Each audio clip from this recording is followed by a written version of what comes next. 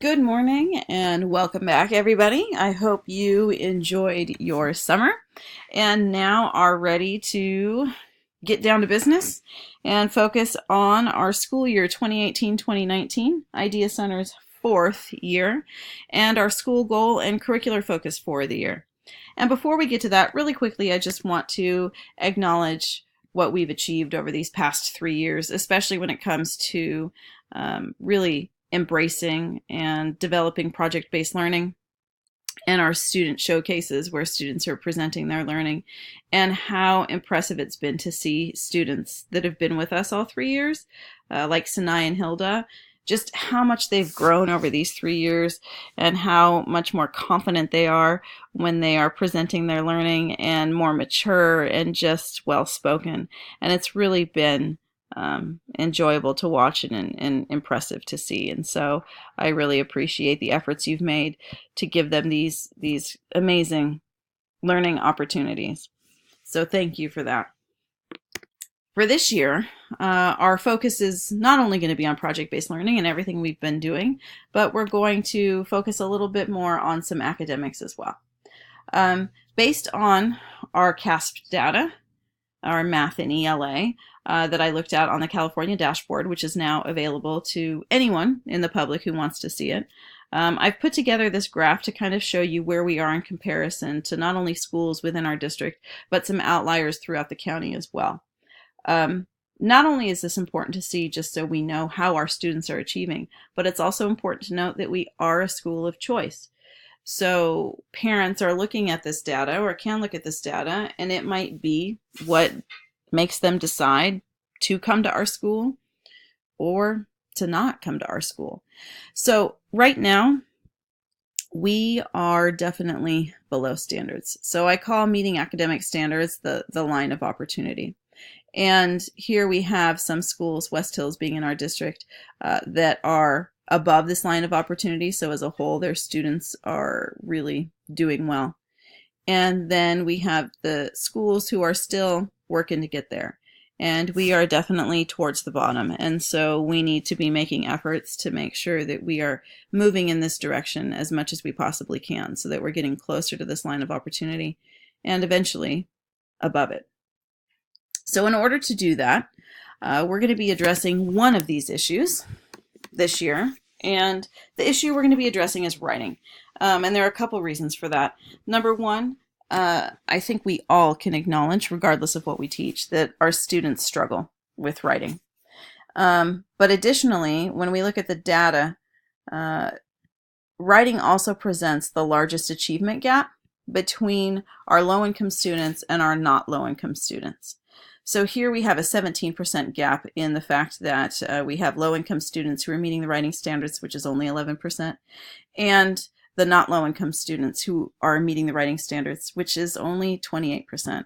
And if we look at the data as a whole, the reality is that in addition to this being our largest achievement gap between these two groups of students, 64% of our students are scoring below standards in writing.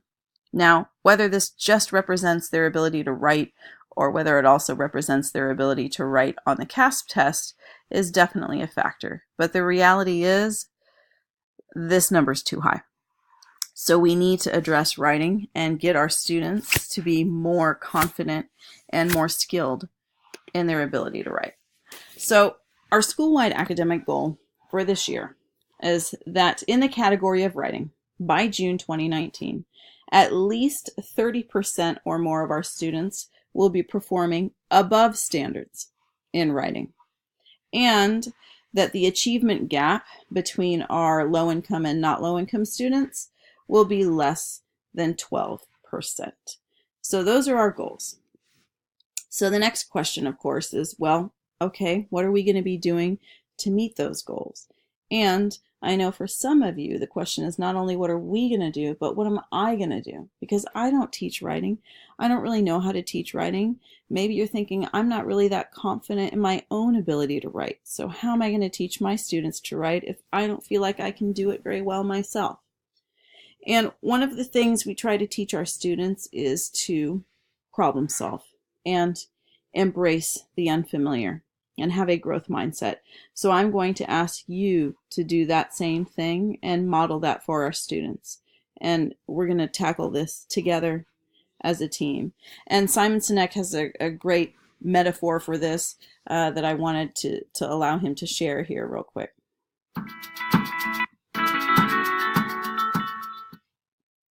How are you challenging yourself to improve as a writer?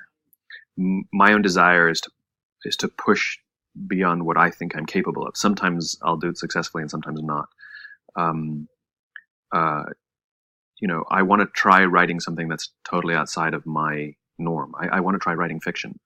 I don't know how to write fiction, so it might be terrible, but I'd like to try it. And so for me, I'm a big fan of putting oneself in a situation of unfamiliarity and seeing, can you figure this out? Not gratuitous, like you have to know how to swim before you jump in the deep end. You don't just jump in the deep end. Like you have to have some competence and confidence in your own ability, even if you don't think you can do it here. Yeah. It's like, can you swim in an 8-foot deep pool? Yes. Can you swim in the ocean? I don't know. It's like, well, probably could.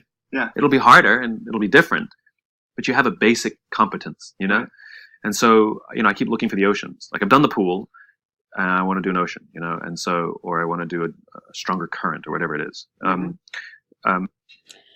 So, teaching writing. I know for some of you that's going to sound like jumping straight into the ocean, but please understand that you are all professionals and you are competent. You have the basic competency to do this. This is not like jumping directly into the ocean. It might be like going into the deep end, but you definitely have the ability to do this. And you're also going to have training and support to make it a little bit easier for you. So exactly what is this going to look like? Whoops. Our writing plan, which I'm calling the first 15 weekly reflection Wednesdays, is going to focus on our students writing a reflection every week. And we're going to be doing this on Wednesdays. Wednesdays are our shorter days because we have our PLC time in the morning. And so the first 15 minutes of every class period is going to involve a piece of this reflection writing.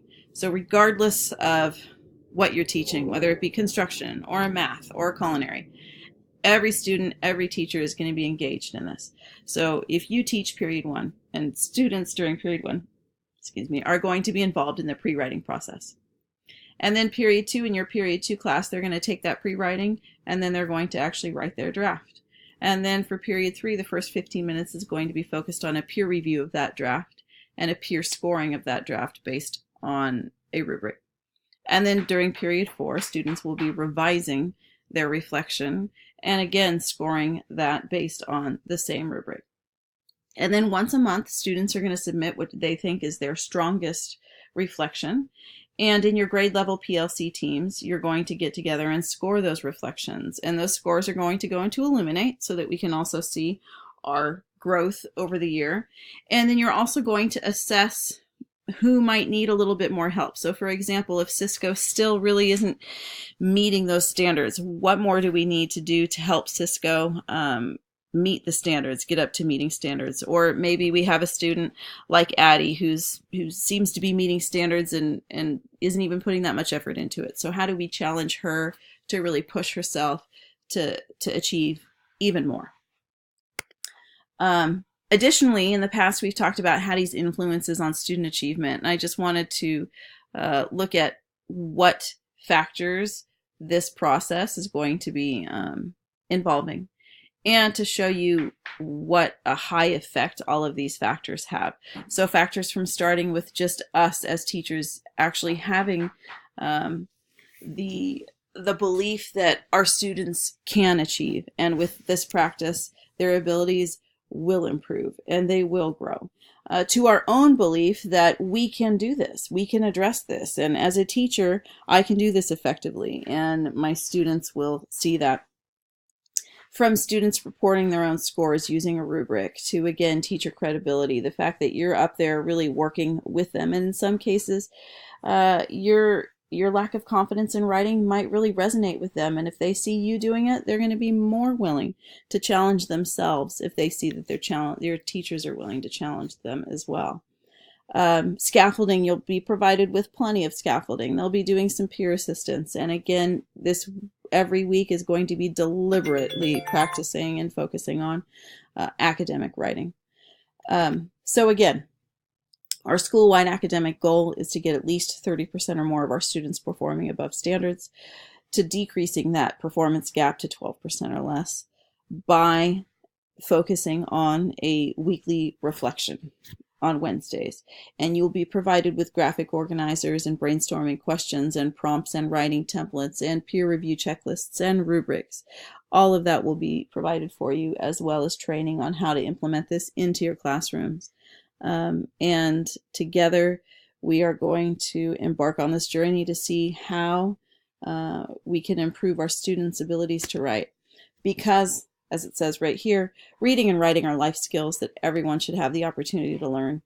And the stronger their skills are, the more ready they're going to be to walk through a door of opportunity that opens to them. So, idea, let's do this.